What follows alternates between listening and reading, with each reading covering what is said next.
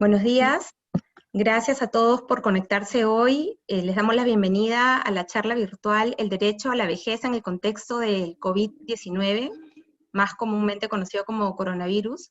Hoy nos acompaña la doctora Isolina Dabove, de Argentina, y también les quiero comentar que nos está acompañando como coadministradora del evento de hoy, nuestra directora de Responsabilidad Social, Aide Chamorro, y ella también va a acompañarnos en el desarrollo de la actividad. Bienvenida, ella va a presentar a la doctora Isolina Dabove. Buenos días con todos y todas. Es un gusto tenerla en nuestra iniciativa, que usted sea partícipe, profesora Isolina Dabove. La profesora Isolina es doctora en Derecho, abogada, docente universitaria, especialista en Derecho de la Vejez. Ella es actualmente fundadora y directora de la Maestría de Derecho de la Vejez, la única maestría de este tipo en Latinoamérica y me parece en el mundo, profesora Isolina, en la Universidad Nacional de Córdoba, Argentina. Es miembro investigadora en CONICET, una instancia muy importante en investigación en Argentina, de la Universidad de Buenos Aires. Y bueno, como muchos pueden saber, desde conocerla, pues la profesora Isolina Dabove ha producido muchos textos en relación al derecho de la vejez y continúa produciéndolos, reflexionando, análisis y analizando diversas situaciones en el marco del campo del derecho en la vejez, en las vejeces, como también lo decimos, abordando la pluralidad muy presente en la vejez, ¿no? Entonces, bueno, tenemos el gusto de que nos acompañe y también aprovechar para, digamos, intercambiar experiencias del contexto argentino, peruano, ¿no? Ya que nos encontramos en la misma región latinoamericana y de alguna manera vivimos situaciones muy similares, pero también hay particularidades, ¿no? Entonces, eso también nos parece importante aprovechar en esta charla, ¿no? Y bueno, le doy la palabra a la doctora Isolina Dabove. Muchas gracias, doctora, por estar presente. Gracias a ustedes, gracias a las dos por organizar este espacio. Realmente la tecnología en este sentido nos ayuda a conectarnos, incluso de una manera hasta a veces más eficiente que la forma tradicional, ¿no es cierto? Que es viajar y que implica invertir más tiempo y a veces también más esfuerzos económicos. Así que bueno, celebro muchísimo esta oportunidad.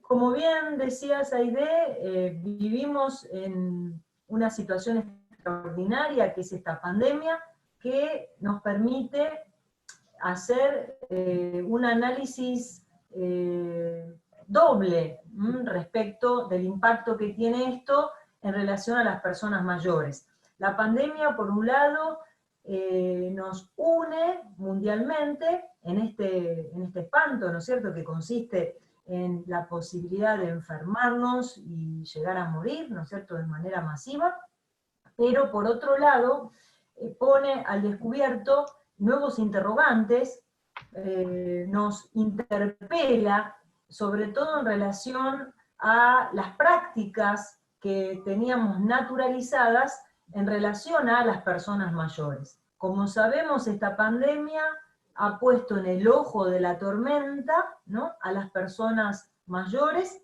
dado que constituyen la población de mayor riesgo, junto con aquellas otras personas, sin importar la edad, que tengan enfermedades de base, ¿no es cierto?, prevalentes.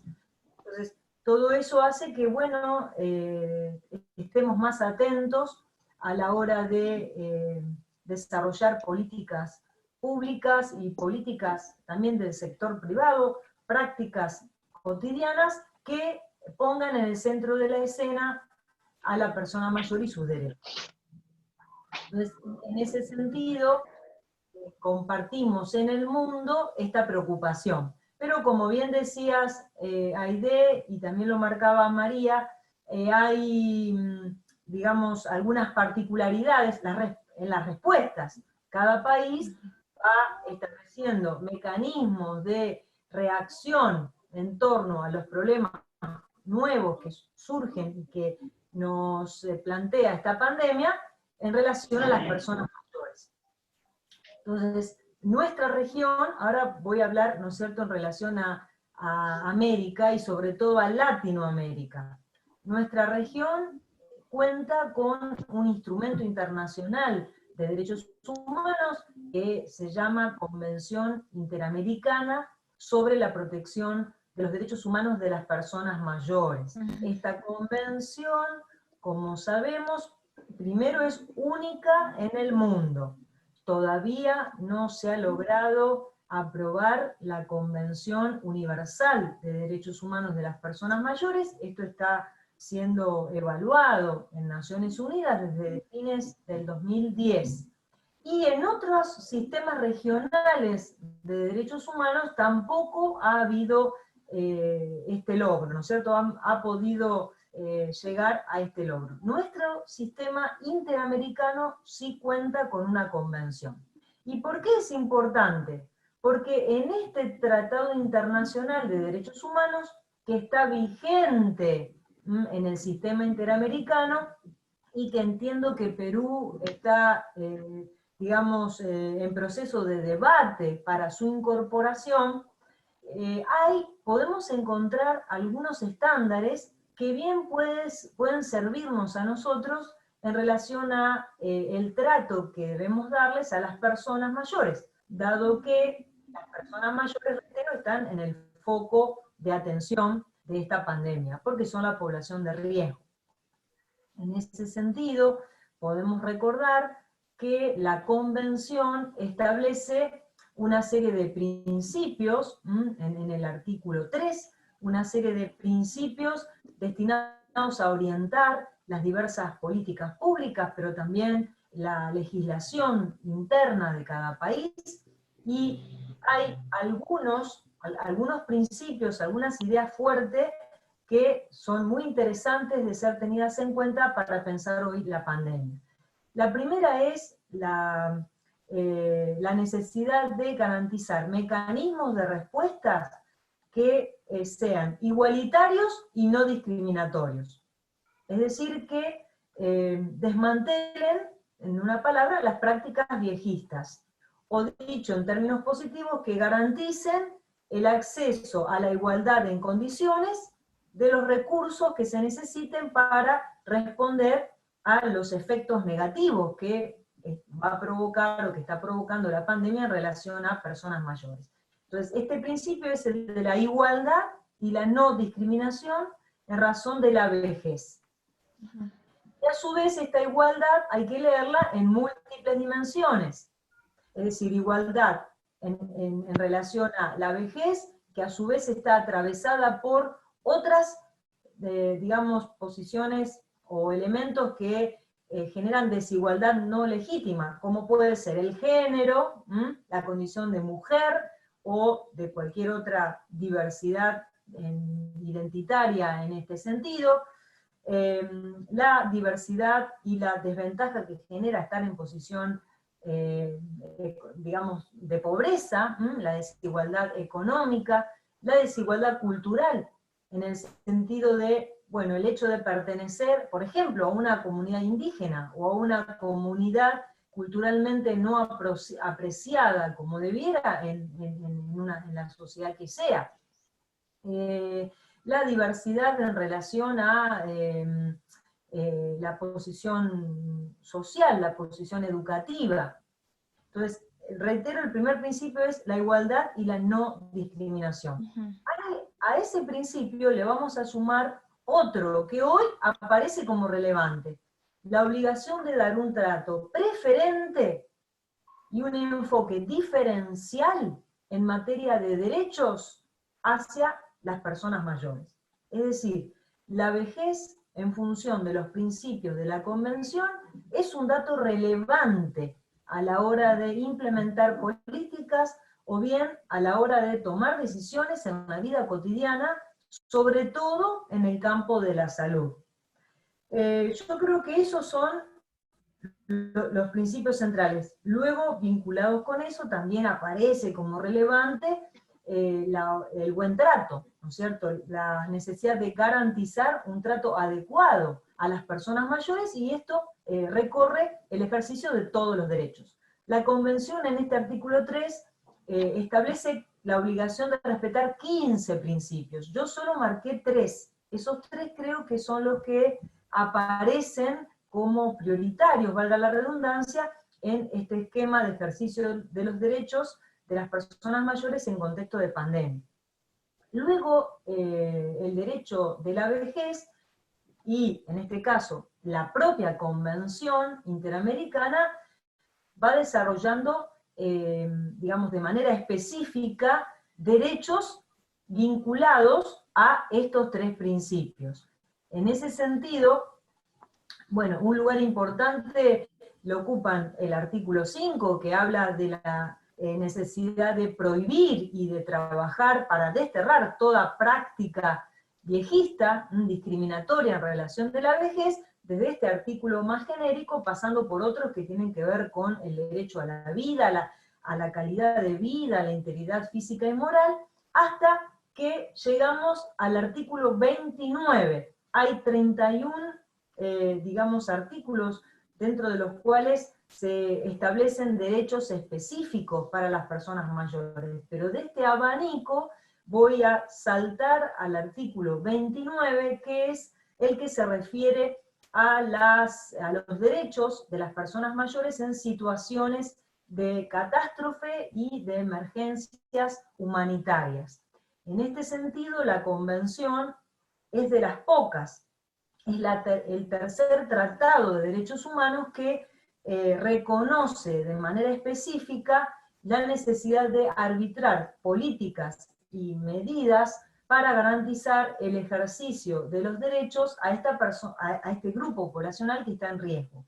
Junto con este artículo 29 de la Convención Interamericana, que se refiere, reitero, específicamente a las situaciones de emergencia y de catástrofes, y al ejercicio de los derechos en estos contextos, hay otros 2 instrumentos de derechos humanos que forman parte de lo que se denomina el derecho humanitario, o el derecho internacional de los derechos humanos humanitarios, y aquí encontramos a la Convención de Derechos de los Niños, de niños, niñas y adolescentes, y también a la Convención Internacional, ambas son de la ONU, de derechos de las personas con discapacidad. En estos 3 instrumentos hay un reconocimiento explícito de la situación de emergencia y, bueno, el llamado, el deber a los estados para implementar políticas específicas. Entonces, en este escenario normativo ya tenemos ciertas pautas de acción. Aide y María León, yo les voy a pedir a ustedes que participen y que me hagan preguntas, así quizás esto se hace más dinámico. Así que quedo abierta también a los aportes que ustedes, o las preguntas que quieran hacer para que esto sea más dialogado, si les parece bien. Sí, claro que sí, doctora Isolina. Y gracias por darnos esta presentación esta presentación genérica, situarnos en el espacio sobre el tema de derechos de la vejez.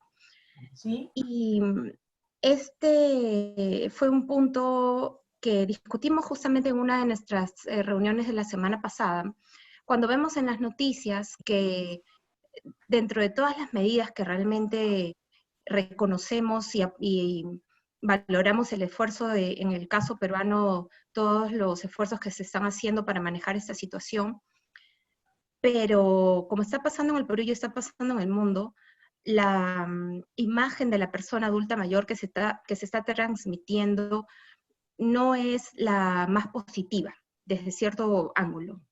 Esto nos llevó a reflexionar en la charla sobre el tema de violencia y maltratos a las personas adultas mayores, una pregunta básica. ¿Las personas adultas mayores tienen derechos? realmente cómo lo pueden saber, cómo podemos pasar ese mensaje a la comunidad, cómo podríamos colaborar para que se tome atención a que las personas adultas mayores, como cualquier otra persona, tienen derechos, son sujetos de derechos y no sujetos de objetos de protección. Gracias, María León, por esta intervención. Efectivamente, las personas mayores tienen derechos y no cualquier tipo de derechos. Tienen a su favor derechos humanos que son fundamentales y que cuentan con el respaldo de todas nuestras constituciones. Yo antes aludí a la Convención Interamericana porque es el tratado específico, ¿no es cierto?, que reconoce derechos con carácter particularizado hacia las personas mayores. Pero, por suerte, en toda América, pero sobre todo en Latinoamérica, y específicamente en Perú y en Argentina, ahora que somos los países que hoy nos hemos vinculado, en ambas constituciones, en ambos sistemas jurídicos, contamos con herramientas generales de reconocimiento de derechos humanos, dentro de las cuales, por supuesto, está la Convención. En Argentina ya ha sido incorporada la Convención como Ley Nacional 27360, y entonces, bueno, ya rige de una manera más directa. Pero ya en la Constitución peruana encontramos este reconocimiento. Si a eso le sumamos la realidad social, una que es parte indisoluble del derecho, y más sobre todo del derecho de la vejez, no podemos leer las normas ni los tratados internacionales sin ponerlos en conexión con esta realidad social. En este escenario social, las personas mayores son población en riesgo, son, digamos, las personas a las cuales hay que prestar más atención, de manera que, aunque no rija de manera plena, como todavía ocurre en Perú, la Convención Interamericana de Derechos de las Personas Mayores, nosotros podemos utilizar igual los criterios que están establecidos en esta convención como orientaciones para poder desarrollar políticas públicas que sean diferenciadas o preferentes en relación a las personas mayores, porque hay una realidad social que así lo amerita en relación a esta pandemia. ¿No es cierto? Si el virus afectara a otros sectores de la población, y quizás el foco de atención privilegiado tendría que ser ese. A lo largo de la historia de la humanidad, hubo, bueno, distintas epidemias, como por ejemplo, no sé, ahora se me ocurre pensar en la que afectó a Europa en el siglo XV, hacia el 1400, hubo una peste que afectó principalmente a la población joven. Eran los jóvenes, ni siquiera los niños, eran los jóvenes los que estaban en riesgo en aquel momento. Y entonces, si hubiese sucedido eso, hoy estaríamos hablando en otros términos. Pero en la actualidad el COVID afecta a las personas mayores en primer lugar. Y si a eso le sumamos una tradición viejista, es decir, una práctica naturalizada como positiva, que asocia vejez con enfermedad, vejez con costo social, con gasto, vejez con final de la vida, que coloca a las personas, incluso a cada una de las personas mayores, en la situación de pensar que ya son inútiles, que no pueden aportar nada, y que por tanto es mejor darle paso a las personas jóvenes. Allí encontramos herramientas válidas para que hoy una persona mayor afectada por COVID, o que tenga miedo a ser afectada por COVID, tome decisiones altruistas, entre comillas, innecesarias, tales como pensar que, bueno, en caso de que viva la posibilidad de competir por un respirador o una cama en un sistema sanitario, ella deba ponerse en la obligación de sacrificarse en sentido estricto y decidir renunciar al acceso sanitario porque es mejor darle la oportunidad a un joven. Aquí hay que pensar al revés de lo que venimos razonando de manera cotidiana. ¿Por qué al revés? Porque hay que pensar en el derecho al acceso a la asistencia sanitaria de los que más lo necesitan. ¿Y quiénes son hoy los que más lo necesitan? Las personas mayores. Entonces, en un contexto de escasez de recursos sanitarios, en el que estamos todos inmersos, todos los países, de todos los colores políticos, en ese contexto de escasez de recursos, primero, no hay por qué ponerse a pensar que los viejos deben sacrificarse en favor de los más jóvenes. ¿Por qué razón? Porque al revés, ellos son los objetos de mayor desprotección.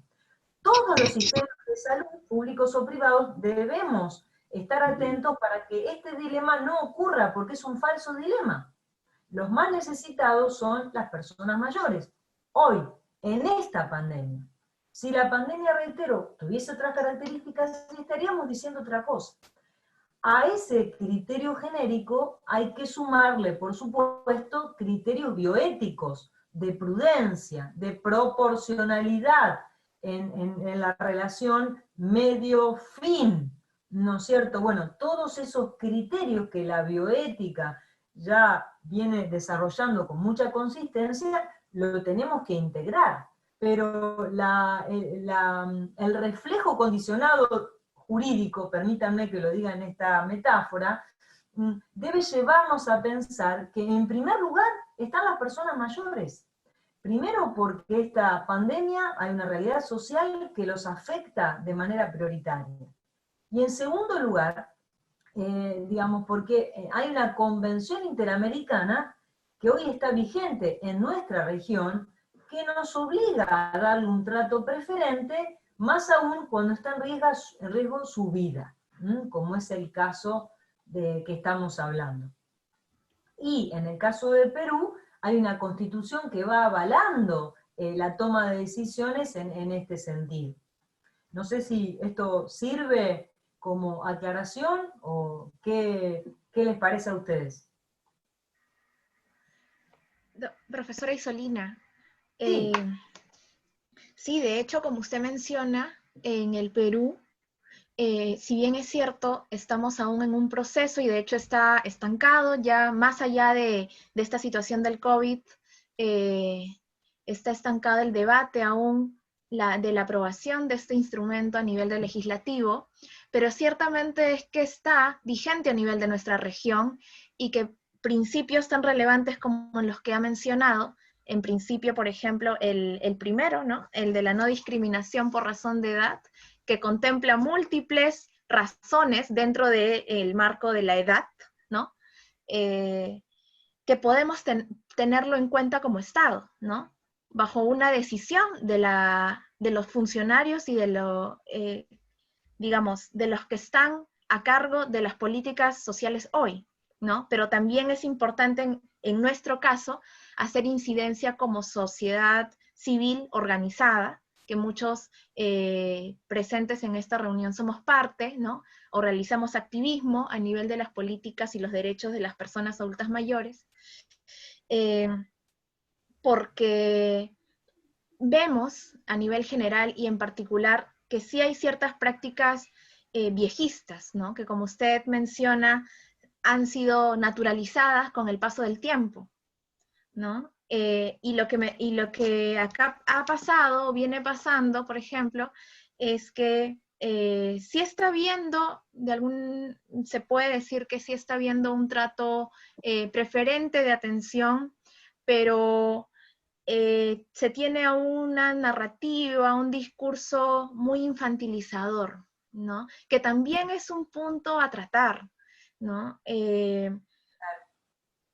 Nos parecía importante resaltarlo porque, como decía María Isabel, nosotros estamos en este proceso de visibilizar a la persona mayor como un sujeto de derechos, con palabra, con voz, con opinión, y a que se le respete su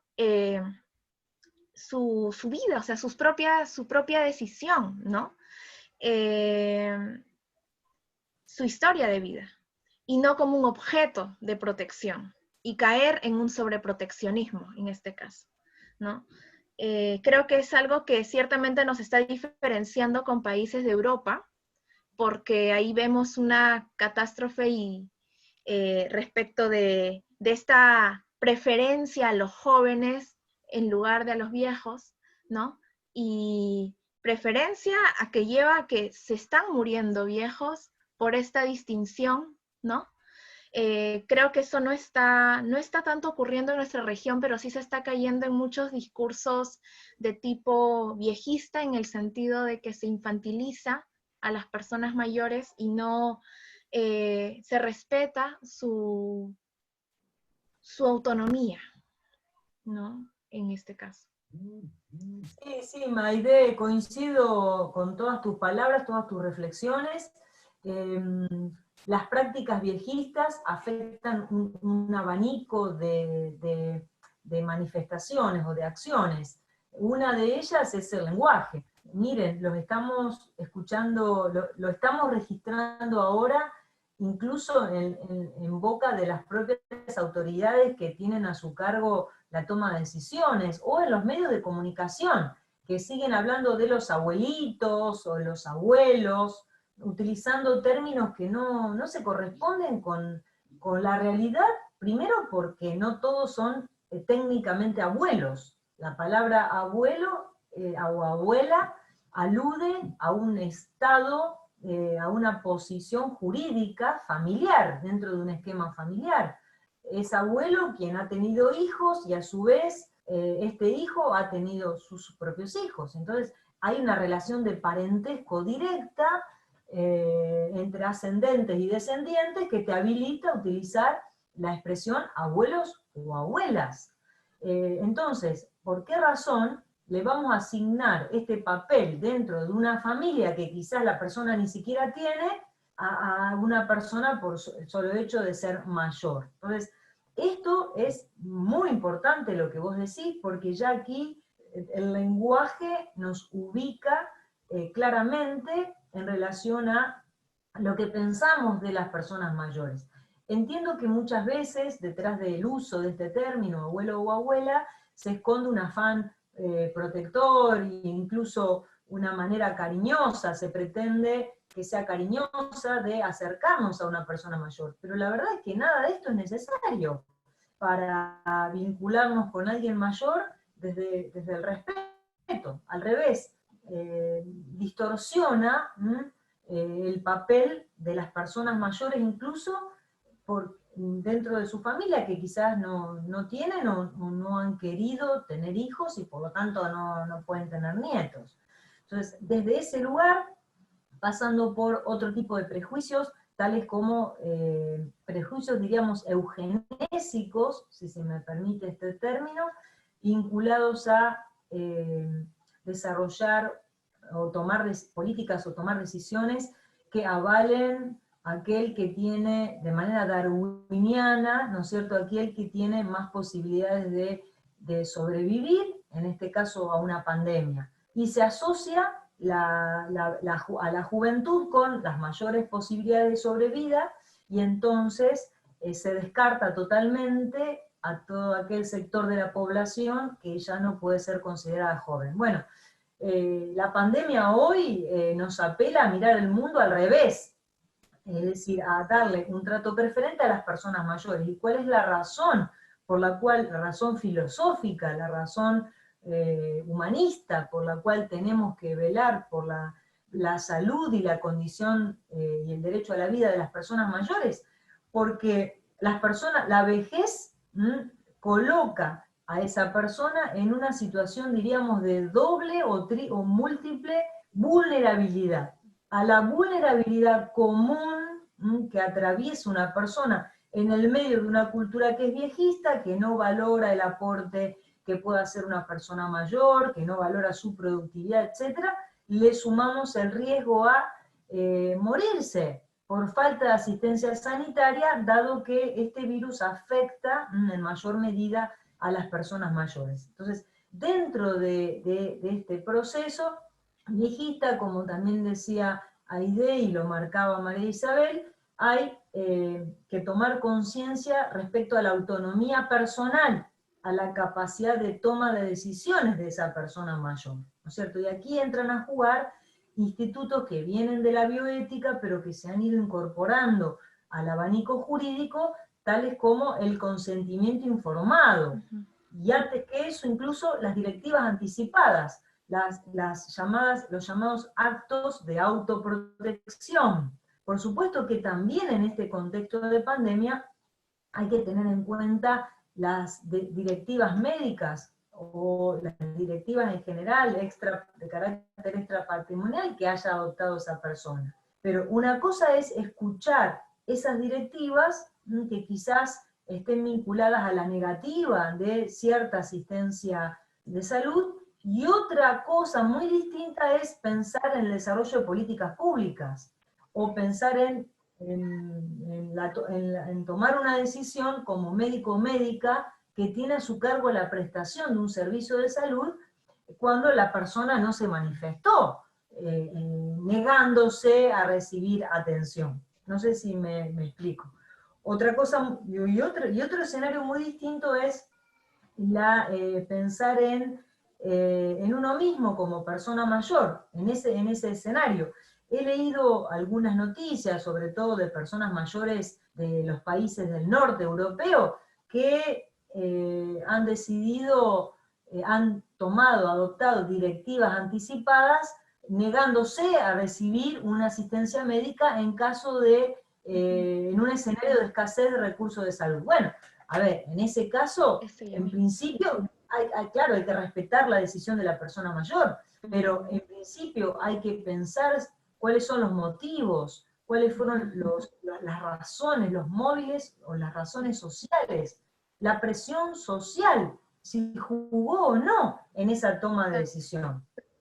Entonces, una cosa es haber otorgado un acto de autoprotección y haber implementado allí una directiva anticipada previamente a este escenario de pandemia, y entonces eso claramente debe ser respetado. Pero otra cosa es el escenario actual, en donde las personas mayores de alguna manera son presionadas a tomar ciertas decisiones en materia de salud que quizás no hubiesen tomado en un contexto normal.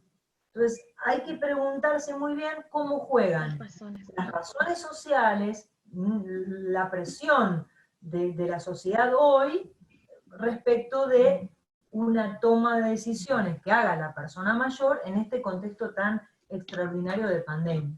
Así que, evidentemente, como ustedes muy bien señalaban, hay un escenario complejo, tanto para el efector de salud, como, digamos, para el médico, la enfermera, la médica que tenga que tomar una decisión, o la institución sanitaria, pero también lo es para la propia persona mayor, porque también ella está atravesada por prejuicios. Desde el derecho de la vejez hacemos un llamado a dejar de lado estos prejuicios viejistas y a pensar lo más libremente posible en una decisión vinculada a la autonomía personal en materia de salud. Y bueno, este llamado implica hacernos cargo. Si vamos a adoptar una posición de sacrificio personal, no hacerlo en función de criterios viejistas, tales como aquellos que dicen que la vida de una persona vieja ya no vale porque no tiene nada para aportar, o porque ya no es valiosa, porque no sirve para nada, o porque vejez es sinónimo de estar siempre enfermos, ¿no es cierto? Esto es lo que debemos evitar, lo que debemos poner en crisis. Ahora, si uno, sabiendo que, reconociéndose como persona valiosa, decide en una directiva anticipada establecer lo contrario, bueno, mientras, por lo menos en Argentina, mientras esa decisión no sea eutanásica, no hay por qué limitarla. Aquí el riesgo es llevar a las personas mayores a adoptar de manera innecesaria medidas eugenésicas, ¿no es cierto?, que sean eugenésicas, que las lleve a generar una eutanasia en términos técnicos generalizada que no se justifica de ninguna manera. No sé si he sido clara en estos términos, porque hablar de eutanasia y hablar de eugenesia implica hablar en un terreno complicado. La Convención Interamericana para nada alienta la eutanasia. Esto también hay que decirlo. Al revés, pone a disposición herramientas y derechos en favor del ejercicio a la autonomía personal y a la asistencia sanitaria. Lo que pretende la Convención es otorgarle un carácter prioritario al derecho a la salud, a la asistencia sanitaria a las personas mayores. Porque el fin último es la protección de la vida de esa persona mayor. Entonces, esto creo que tiene que quedar claro porque hay algunos países, por ejemplo, en Chile hubo una muy importante discusión antes de la incorporación de la Convención respecto a los cuidados paliativos y al riesgo, decían ellos, de que la Convención llevara a tomar desarrollos legislativos o caminos de legislación que habiliten la eutanasia. ¿Qué entendemos por eutanasia? Bueno, por lo menos en Argentina, por eutanasia entendemos la ayuda activa a una persona que vive una situación de enfermedad, no solo crónica, sino gravísima, y entonces, en ese contexto de la eutanasia activa, habilitaría que un tercero, alguien, suministre alguna herramienta que le ponga fin a esa vida. Bueno, nada de esto es lo que promociona la Convención, todo lo contrario. Justamente obliga incluso a dar cuidados paliativos a una persona cuya salud esté en grave riesgo. Entonces es lo contrario, la Convención pretende que no solo se garantice la asistencia sanitaria, sino también se otorguen cuidados paliativos, es decir, cuidados alternativos, asistencia alternativa a la práctica médica estándar, que no implique encarnizamiento terapéutico, al contrario, que posibilite el acompañamiento de una persona que se está muriendo, para que lo haga en las condiciones más dignas posibles. Sí, veo que se van sumando otras personas, ahora veo en pantalla a Mercedes, Sí, así que con todo gusto, si quieren, podemos dialogar. sí, lo Doctora, que pasa, sí, sí, Mercedes, buenas. Bueno, adelante. soy Mercedes Viera y sí tengo un par de cosas que quería comentar, ¿no? Justo ahora estuve escuchando una entrevista que le hacían a un médico en Chile, y era el dilema de la última cama, ¿no? ¿Quién tiene que ocupar la última cama? Nosotros estamos, bueno, nuestro gobierno está tratando de que cada vez más haya más camas como para no llegar a esa decisión, ¿no? Porque no creo que sea fácil incluso ni para los propios médicos, ¿no? O sea, es decir, bueno, si hay una sola cama, ¿quién la va a ocupar? ¿No? O sea, ¿cuáles son las cosas que van a pasar por su mente para poder hacerlo y cómo se va a sentir después? ¿No? Es un tema, ¿no? Como decías, de bioética muy importante, y especialmente donde la mayor carga es para los que ahora tienen mayor carga, que son los médicos, ¿no? Así Y claro, no pensar en la eutanasia, porque tampoco acá en nuestro país está permitido, pero hasta dónde tratar de salvarle la vida y hasta dónde darle cuidados paliativos, ¿no? O sea, es algo que el derecho no lo tiene muy claro tampoco, ¿no? Y por otro lado, lo que más nos preocupa, bueno, por lo menos a mí, más me preocupa es los centros geriátricos que tenemos acá en el país. Si bien es cierto, hay muchos que son públicos y que están, digamos, regulados, también hay una cantidad de lugares donde se agrupa 6, 7, 8 personas en 2 cuartos, ¿no? Y que son privados y que no tienen las garantías, no están bien no tienen mucho aire, qué sé yo, y que no sé, o sea, no entiendo bien qué es lo que está esperando el gobierno para que comiencen a pasar cosas como las que hemos estado viendo que han sucedido especialmente en España, ¿no? Donde, bueno, los han abandonado, ¿no? A la suerte, o personas vivas con personas muertas. O sea, una cosa realmente que a mí me ha afectado mucho pensar que así pueda acabar una persona, ¿no? Y bueno, ¿qué están haciendo ustedes con los centros geriátricos? Sé que hay muchos centros geriátricos allá en Argentina, y un poco qué modelo podríamos tener como para poder ir vigilando estos centros, especialmente privados, ¿no? Que hay acá, especialmente en Lima, pero también en otros lugares. Sí, sí, son muy interesantes ambos planteos, el de la última cama y el de los centros de las residencias gerontológicas. El problema de la última cama a mí me parece que, digamos, nos lleva a reforzar la idea de que esa última cama tiene que ser para quien más lo necesite. Y quien más lo necesite hoy, en términos genéricos, es la persona mayor, que está más en riesgo, porque además la afecta más gravemente en su salud, tiene más probabilidades de morir. Una persona mayor que se enferme de COVID y además tenga enfermedades prevalentes, que una persona joven. Entonces, el dilema de la última cama tiene que ser resuelto, primero en cada caso concreto. Por supuesto que no se pueden dar recetas genéricas, por eso también el derecho en esto tiene que ser prudente, y la convención lo es. Pero sí hay que marcar que en la cabeza de la persona que tiene que decidir a quién darle la última cama, tiene que estar muy claro que que hay que dársela a quien más la necesita, a quien más es más vulnerable, a quien está en una posición de mayor riesgo. Y hoy esas personas son los mayores. Así que en ese sentido creo que tendría que ir la dirección. Ese criterio luego tiene que conjugarse con otros, como es el de la proporcionalidad, en el carácter razonable, de la relación que se establezca entre el recurso sanitario y, por supuesto, la situación de salud de esa persona. Ahora bien, este sería el ejemplo de la cama, es el lugar más extremo para pensar la asistencia sanitaria tradicional.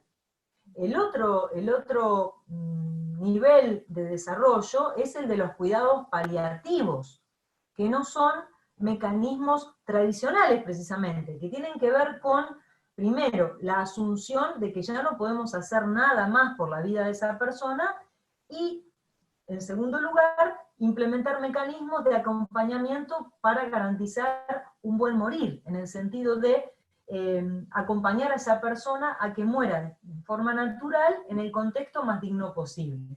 Entonces, lo que nosotros vemos a través de los medios de comunicación que está sucediendo en Europa, en menor medida en España, Italia y Portugal, que lo que está sucediendo en los países del norte europeo, Bélgica o Holanda, lo que vemos allí es que no solo no ha habido sobre todo en los países del norte europeo, una clara toma de protección de los derechos de las personas en la asistencia sanitaria tradicional, concretamente, se está instando a negarle la cama, es decir, el servicio de asistencia sanitaria tradicional a las personas mayores que están enfermas o que se están muriendo, sino que al mismo tiempo no han desarrollado, no han podido o no han sabido, o no lo sé, las razones, no han podido desarrollar cuidados paliativos de acompañamiento lo más digno posible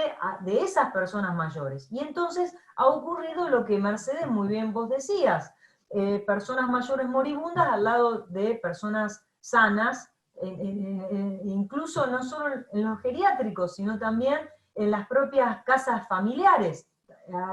Se había hace poco popularizado una noticia de un italiano que había estado varios días conviviendo con el cadáver de un familiar mayor.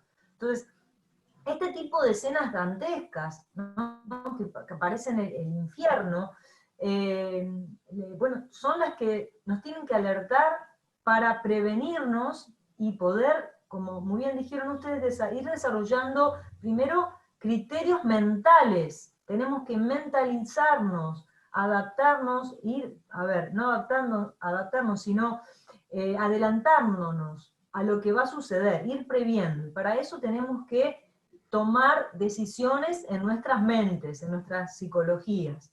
Y luego, cuando tengamos que atravesar esos estadios tan difíciles, actuemos con la mayor conciencia y claridad conceptual respecto de esta realidad social y los criterios éticos, además de jurídicos, que se imponen.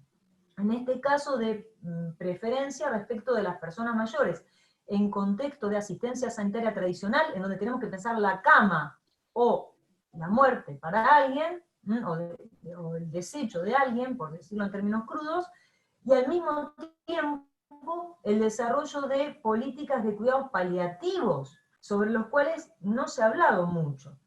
Ahora, respecto de la segunda cuestión, que tiene que ver con las residencias gerontológicas, bueno, cada país esto lo va resolviendo de manera muy distinta. En Argentina, por ahora, la cuestión de los geriátricos es regulada a nivel de las provincias y en los municipios.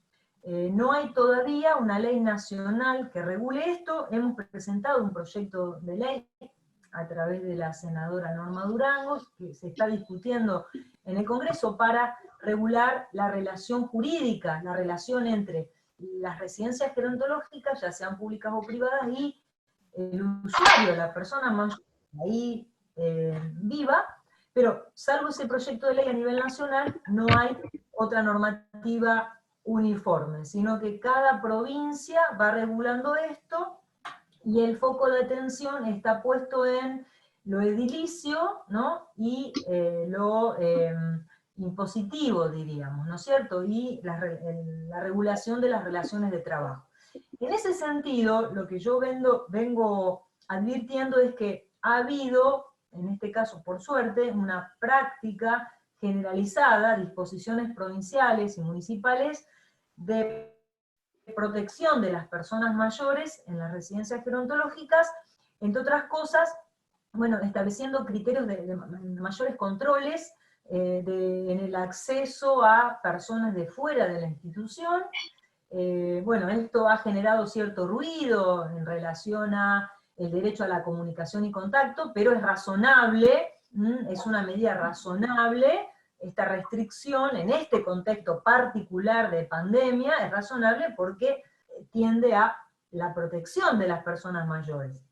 Pero, por otro lado, también se han ido implementando medidas de mayor cuidado en relación al personal que trabaja en las personas mayores, tanto para no afectar a las personas mayores como para el cuidado del propio personal, que es muy razonable. Con lo cual, en ese sentido, yo creo que en Argentina se han ido tomando medidas, tanto en los efectores públicos, que son los menos, hay menor cantidad de residencias gerontológicas públicas que privadas. Las privadas son mucho más, pero acá ha habido cierta uniformidad de criterio.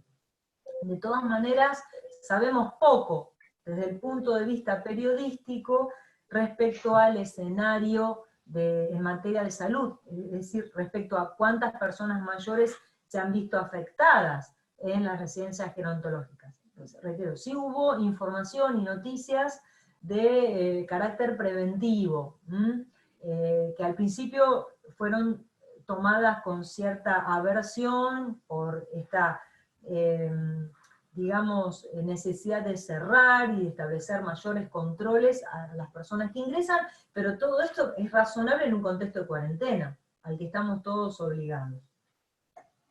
No sé si esto responde a las preguntas, pero... Gracias. No, al contrario. Obviamente que el derecho no tiene respuestas puntuales. El derecho, al igual que la bioética, ofrecen criterios generales que esperemos rijan al porvenir. Y que sean, ¿no es cierto?, acordes con el respeto de la dignidad de la persona. cualquiera sea su edad. En este caso, focalizamos en las personas mayores, reitero, en función de una realidad social, que es la que la pandemia impone, que afecta específicamente a las personas mayores. Entonces, en este contexto, quizás tenemos que razonar, diríamos, de manera contrafáctica. Permítame esta expresión. ¿Qué quiere decir contrafácticamente? Quiere decir de una manera contraria a la que estamos habituados a pensar. ¿Y cómo estamos habituados a pensar? Generalmente con viejismos.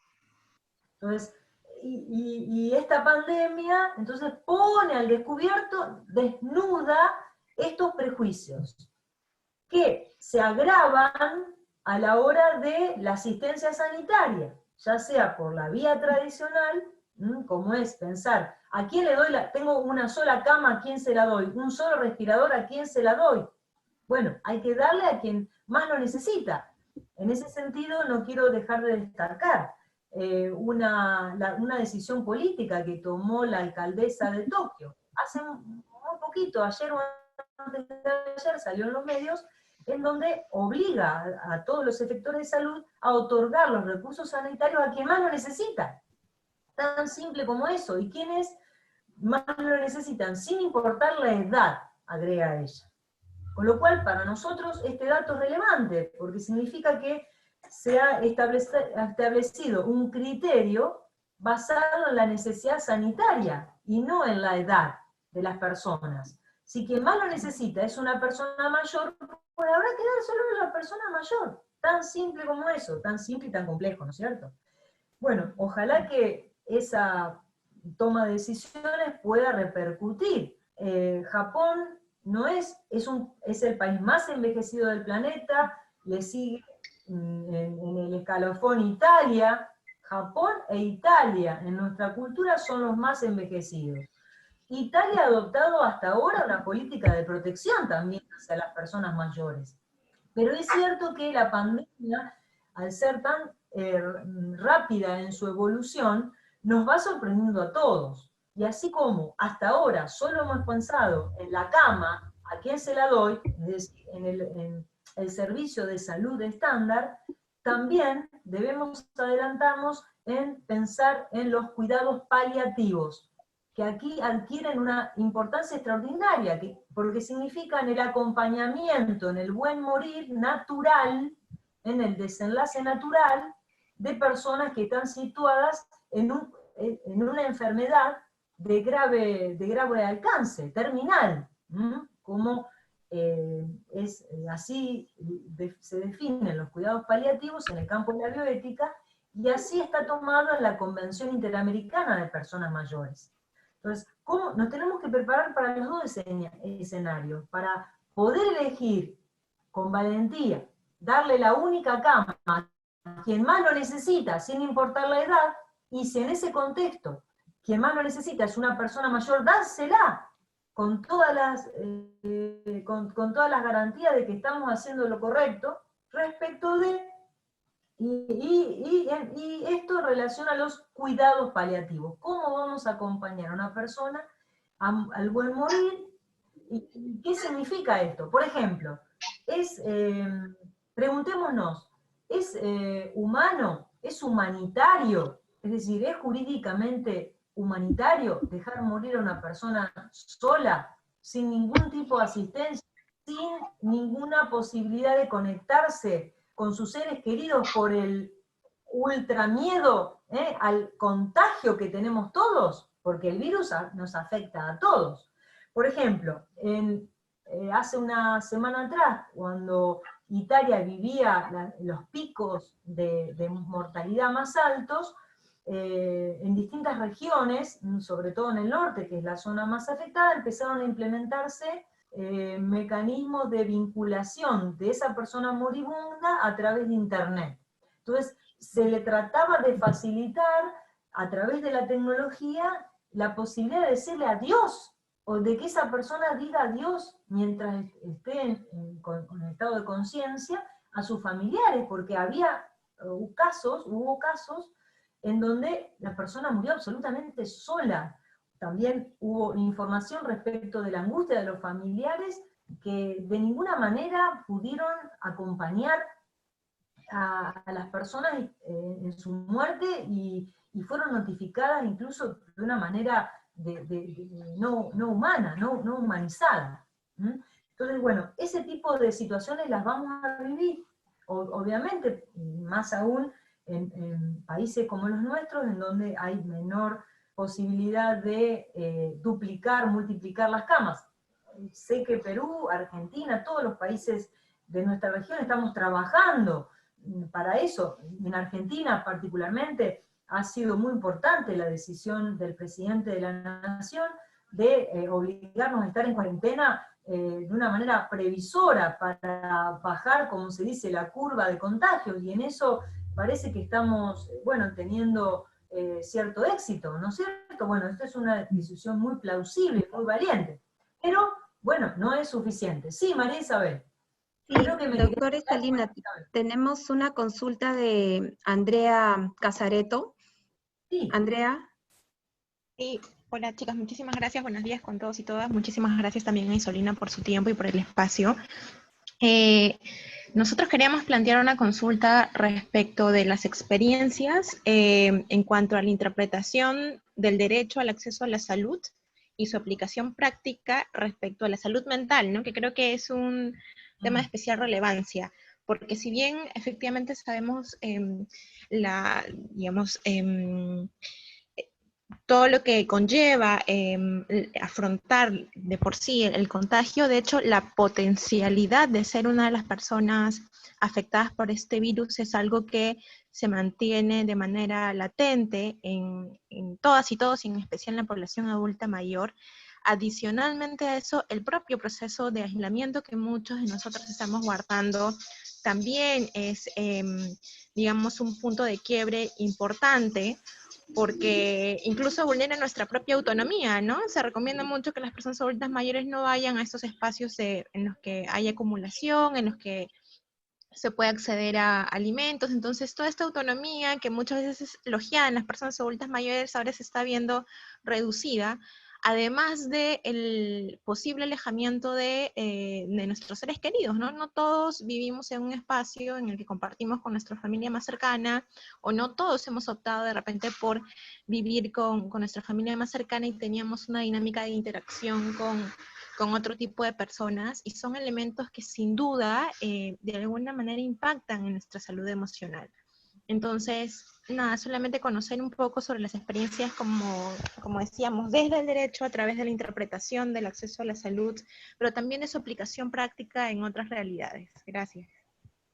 No, muchísimas gracias, Andrea, por tu pregunta, es muy importante también. Hasta ahora hemos hecho foco en los casos extremos, ¿no es cierto?, en que requieren de asistencia sanitaria y de cuidados paliativos, pero por supuesto que hay un escenario previo que tiene que ver con la manera en que se va afectando la salud mental por el aislamiento.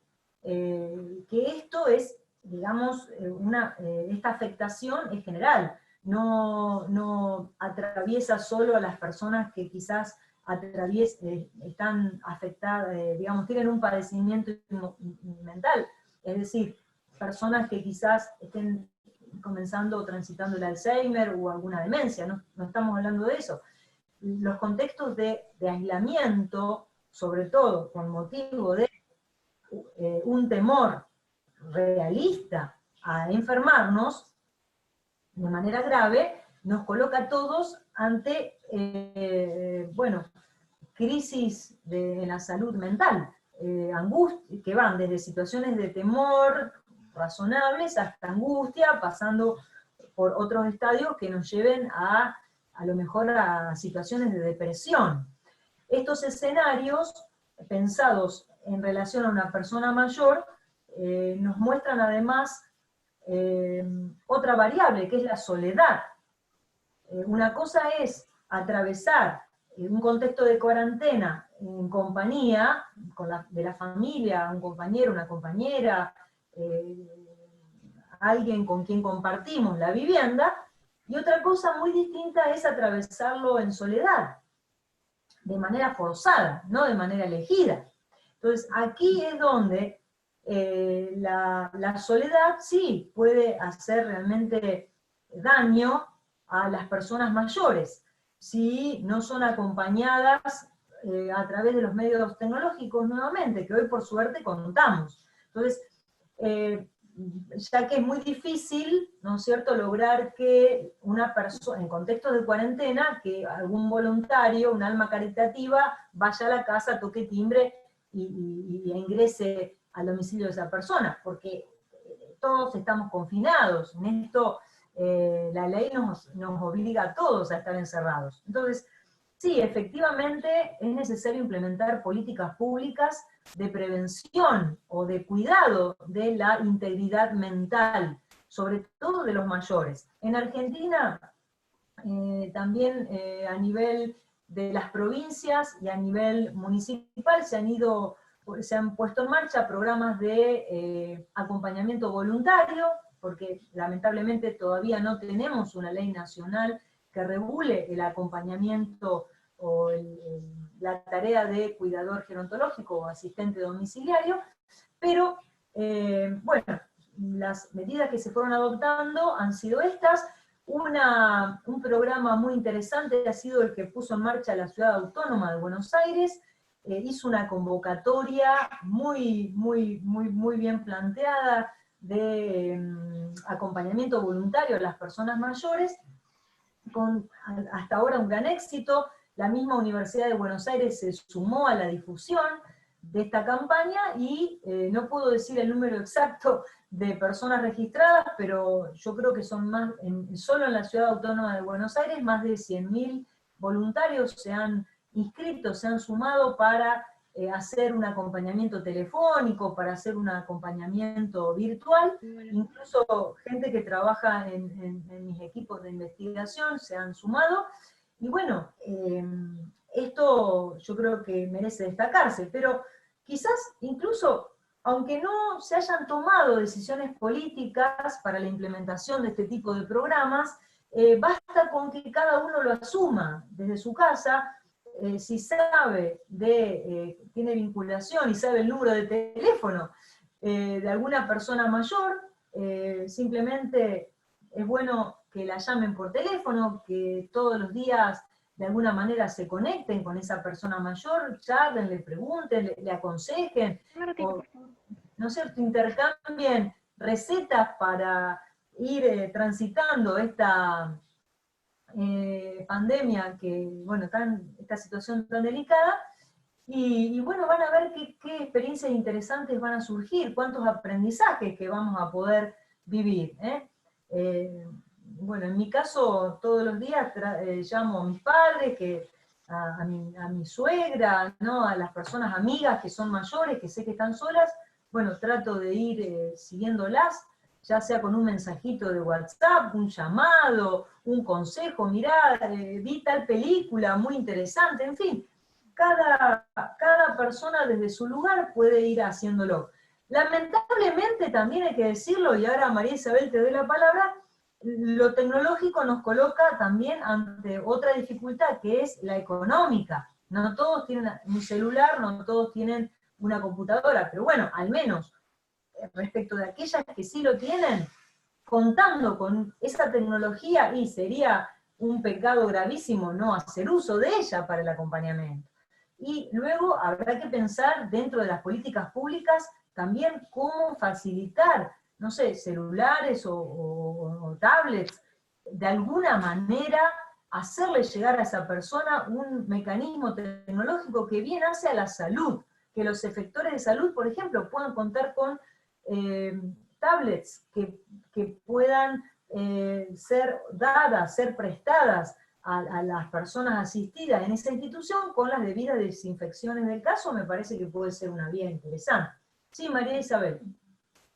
Sí, quisiera aprovechar para decir la idea que por favor compartan en la casilla de chats el video que tenemos sobre el uso de la tecnología y las aplicaciones digitales para las personas adultas mayores. Ayer tuvimos una charla que fue muy clara, muy didáctica y que creo que les va a ser mucha utilidad.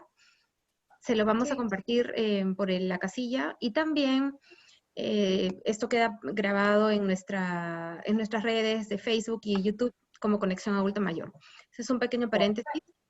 Y quisiera darle la palabra, tenemos 2 solicitudes, una de Julio González Cobos y la otra de Gina Bardelli.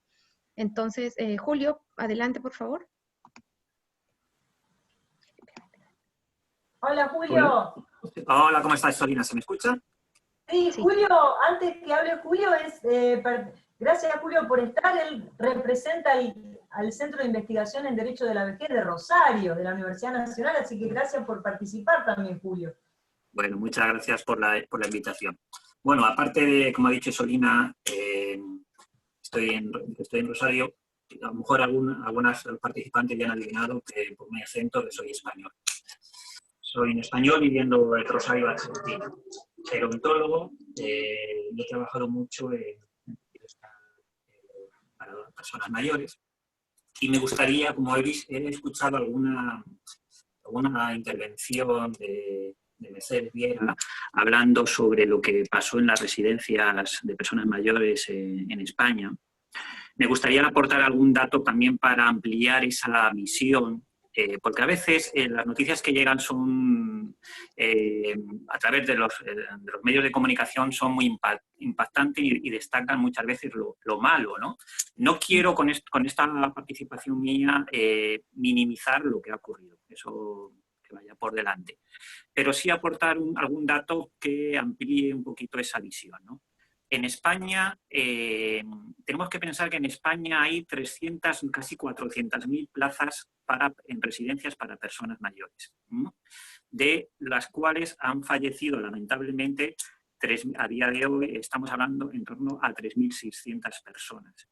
En un lugar que no es un lugar sanitario, un centro sanitario, sino es un centro social, ¿no? A pesar de que la legislación dice que tiene que contar con un profesional médico, de enfermería, trabajadores sociales, psicólogos, auxiliares de enfermería, no están preparados realmente para una circunstancia como esta. Creo que nadie, ni siquiera los hospitales, como ha sido evidente, está preparado para una situación dramática como esta, ¿no? Bueno, esas 3.600 personas representan en realidad un 0,9% de toda la población que vive en residencias. También me gustaría destacar otra circunstancia. Conozco las residencias de Argentina, no sé cómo es el resto de América Latina, pero en España tiene una característica, que son grandes residencias en cuanto al número de personas. Rápidamente he estado mirando aquí la documentación que yo tengo acceso mientras esta intervención y a fecha del año 2018 en España hay 1.500 residencias con una población, con plazas entre 50 y 99 personas y 1.200 residencias que tienen una capacidad para más de 100 personas. ¿Qué quiero decir con esto? Que al haber gran número de residencias donde entran muchas personas, el problema es que yo veo una característica que yo veo es que una vez que ha entrado el virus, encuentra un campo idóneo de población que está mayor, con patologías previas, donde el virus encuentra, digamos, el caldo de cultivo ideal. Quizás por eso el número ha sido tan elevado. Pienso que en América Latina, al existir residencias más pequeñas, esta situación no se va a ver tan dramática, no se va a producir tan dramáticamente, ¿no? Y una medida que a raíz de esto, una medida que sí han decidido tomar voluntariamente, no impuesta por el gobierno ni por ninguna autoridad, sino voluntariamente por parte de los trabajadores, ha sido que se han confinado con el sentido literal de la palabra. Han decidido cerrar las puertas de la residencia y no volverlas a abrir hasta que no se declare nula la pandemia, ¿no? Es decir, los trabajadores están durmiendo allí, han tirado colchones en una habitación, se están manejando como pueden y para tratar de poner toda su mayor voluntad en solucionar esta situación. Como digo, no es dramático lo que está pasando. Se está hablando mucho de que hay que volver a repensar las residencias en España cómo deben de ser, y ahora mismo hay dos frentes. El frente que quiere reforzar la visión médica, con lo cual el peligro de retroceder pasos andados en cuanto a los modelos de atención centrados en la persona, donde quieren convertir las residencias en centros sanitarios y aquellas personas, aquellos profesionales que están trabajando para que todos estos pasos que se han dado de atención centrada a la persona, en cuanto a derechos, en derecho a autonomía, no se pierdan. Lógicamente esto habrá que repensarlo y ver en el nuevo modelo que acaba surgiendo de atención a los cuidados residenciales. Bueno, esa es un poquito la participación que yo quería dar. Os agradezco mucho. Gracias, Julio. Gracias. Permítame, Julio, decir algo. Excelente, ¿no es cierto?, tu intervención y el análisis hasta estadístico de lo que ocurre en las residencias en España. Suscribo lo que decís. Y por otro lado, también, quizás el único matiz que hago en relación a la realidad argentina es que encontramos distintos tipos de residencias gerontológicas, ¿no es cierto? Hay muchas que son pequeñas, efectivamente, generalmente las que son privadas, pero en el ámbito público, concretamente en Rosario, hay una institución emblemática que no es, digamos, aloja por lo menos una población aproximada de 300 personas mayores, que ya indica, ¿no es cierto?, un número importante, un lugar masivo. Pero bueno, es cierto que hay una tendencia en todo caso, a poner en marcha o a transformar las instituciones masivas en residencias más pequeñas, y tanto en el ámbito público y en el sector privado casi todas son pequeñas. De hecho, la Ciudad Autónoma de Buenos Aires, que es quien, bueno, de la que podemos traer como ejemplo, porque es la ciudad que legisló en último término, tiene la ley más actualizada en materia de geriátricos, hace una distinción de al menos 5 categorías: pequeñas residencias con apoyo sanitario, bueno, y así las va clasificando. Entonces, otro dato que esto me lleva a remarcar algo que también dijiste muy bien, Julio. ¿Qué son las residencias gerontológicas? ¿Son instituciones de salud? Claramente no. Son residencias, es decir, instituciones que tienen como objetivo central ofrecer servicios de alojamiento, manutención, comidas, acompañamiento, con algún que otro apoyo de salud, pero no son claramente instituciones sanitarias. Por lo tanto, no podemos exigirle a una residencia gerontológica que le aporte recursos de salud para curarla del COVID, porque no están preparadas para eso, porque no funcionan para eso. Sería tanto como exigirle a un domicilio particular, en mi propio domicilio, que el Estado me exija que yo cuente con una cama, con un respirador, con, digamos, los servicios de enfermería que necesito para que no me tengan que llevar al hospital. No, ni siquiera Boris Johnson pudo quedarse en su casa siendo atendidos, ¿no? Sino que ahora está hospitalizado, porque obviamente ningún domicilio ni está preparado ni tiene por qué estarlo para ofrecer un servicio de complejidad sanitaria como el que requiere la atención de los pacientes ya, digamos, moderados a graves, que exige el COVID. Lo mismo sucede en una residencia gerontológica. Una residencia gerontológica es una casa, es una vivienda, que ofrece, con el plus de ofrecer ciertos servicios. Se parece más a un hotel que a un sanatorio o a un hospital, para que nos entendamos. Y de hecho, en Argentina, cuando ha habido casos que los jueces han tenido que resolver, en donde estaban en conflictos de derechos, ¿qué legislación se ha aplicado? Las legislaciones que se asimilan a los contratos de hospedaje, no a la legislación que regula las instituciones de salud, porque no lo son. Entonces, esto también es muy importante remarcarlo. Entonces, ¿qué tipo de medidas hay que adoptar en una residencia gerontológica? Bueno, las mismas que adoptamos en nuestro hogar, en nuestra casa. A eso hay que sumarle, bueno, medidas extras, porque en esa casa conviven más de 2 personas. Lo digo desde lo básico, ¿no es cierto? Hasta llegar al número de quizás 300, 400 camas, o quizás 500, ¿no es cierto? En aquellas instituciones más tradicionales que bueno, que quizás fueron implementadas en el siglo XIX, o en Inglaterra incluso mucho antes, porque los geriátricos nacen desde el derecho de pobres de Isabel de Inglaterra, en el siglo XV, XVI. Fíjense cuál larga tradición tenemos en materia de residencia gerontológica. Por eso es que quizás en Europa es más fácil que encontremos modelos de residenciales, digamos, desde el punto de vista cuantitativo, muy grandes, que alojen a muchísimas personas, porque fueron pensados con el modelo justamente de asilo, que viene del derecho inglés.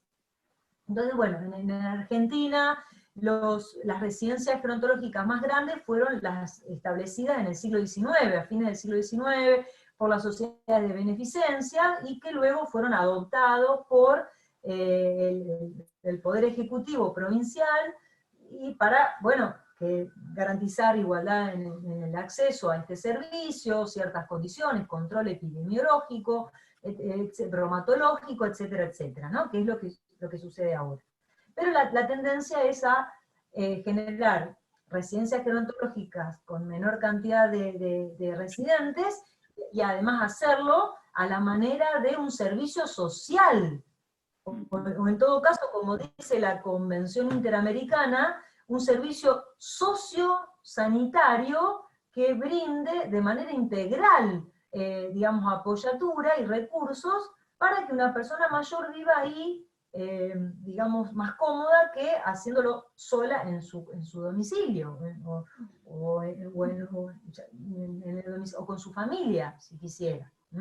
Entonces, ha sido muy importante. En Argentina, yo, desde el punto de vista estadístico, creo que no alcanza un 2% de la población de mayores, total de mayores, la que vive en residencias gerontológicas.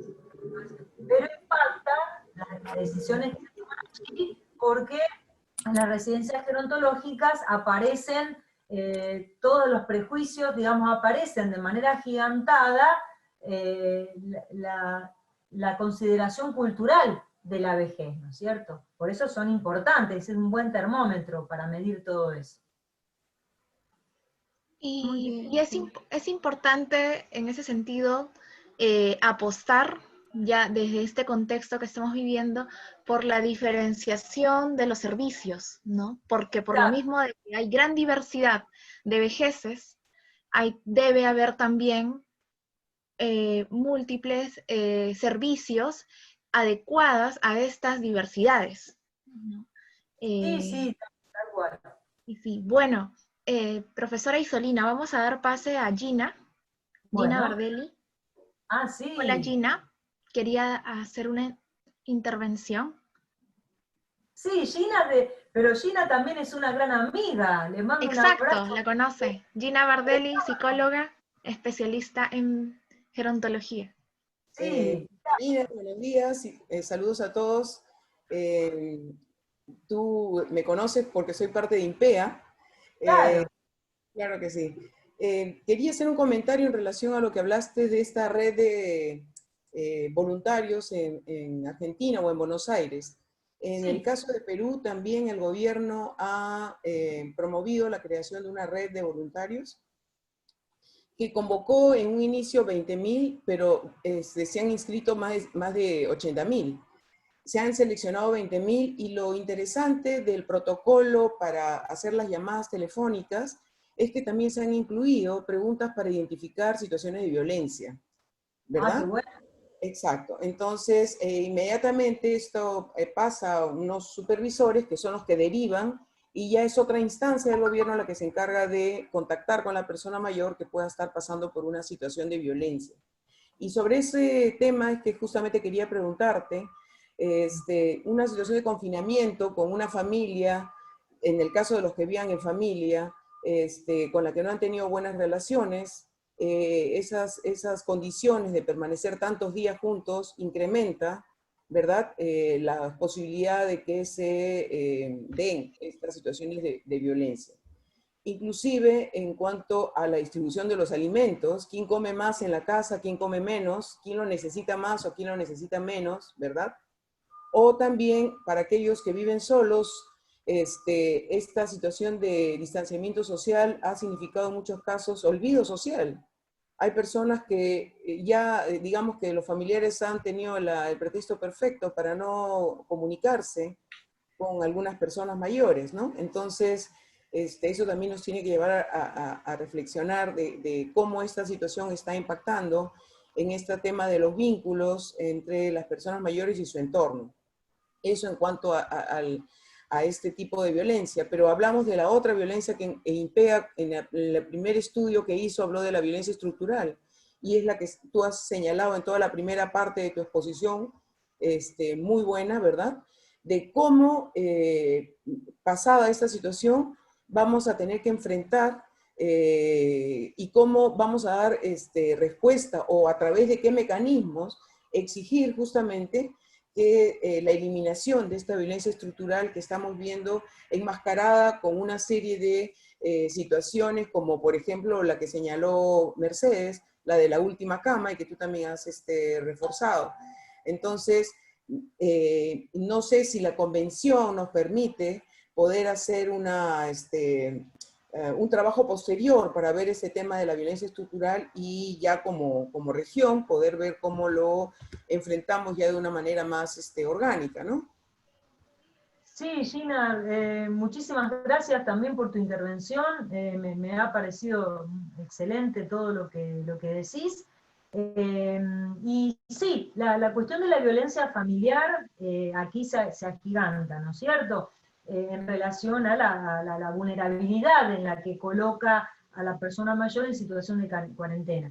En Argentina, hasta el día de hoy, se ha hecho mucha publicidad, se han implementado incluso teléfonos específicos, pero para la violencia de género, sin importar la edad, ¿no es cierto? Pero sabemos que cuando hablamos de violencia de género, también acá los viejos están discriminados, las viejas y los viejos, los viejes, como se dice ahora aquí, están también discriminados, porque se hace foco, cuando se habla de violencia de género, en general, se hace foco a la violencia hacia la mujer en edad reproductiva. Entonces, también vuelven a quedar invisibilizados. Así que, sí, esa es un área en la que habría que trabajar. Hacemos desde acá un llamado, si nos están escuchando desde algún lugar, digamos, con posibilidades de tomar decisiones políticas en este sentido, para que los mecanismos de ayuda en caso de violencia también tengan en cuenta a las personas mayores.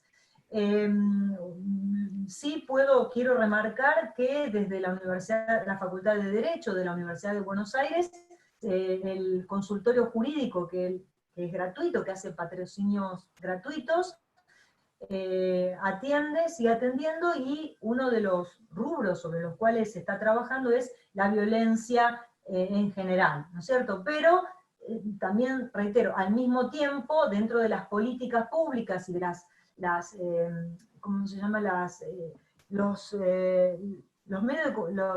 noticias, los memes, todas las herramientas que van circulando por las redes sociales, el foco está puesto en la violencia hacia la mujer. Bueno, sepamos que mujeres viejas hay, porque el envejecimiento poblacional es femenino, es un fenómeno femenino, es decir, sobrevivimos más, hay más mujeres que varones, por lo tanto hay mayor probabilidades estadísticas de estar frente a una víctima de violencia que sea una mujer mayor.